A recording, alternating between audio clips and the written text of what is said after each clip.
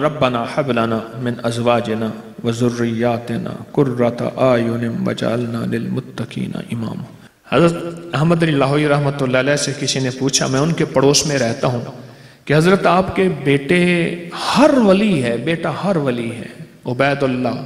حمید اللہ، حبیب اللہ، مولانا عبید اللہ انور رحمۃ اللہ علیہ تھے،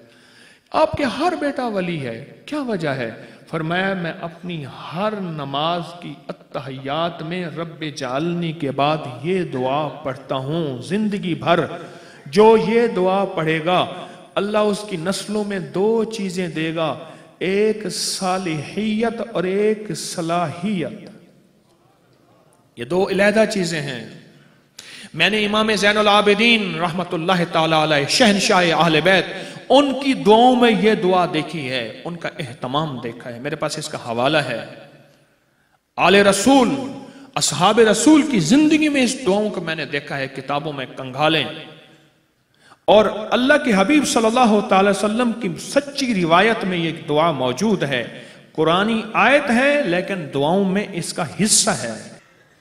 کمال دعا ہے۔ اگر آپ چاہتے ہیں آپ کی نسلیں لولی، لنگڑی، کانی، اندھی، اپاہج، پاگل، بے وقوف ہوں، نہ پیدا ہوں، اور آپ کی نسلوں میں بدماش، اچکے، شرابی، بھنگائی، نشائی، جواری، بدکار پیدا نہ ہوں، اس دعا کا اہتمام کریں۔ میں اپنے بھروسے پہ نہیں، اللہ کے نام کی طاقت سے کہہ رہا ہوں۔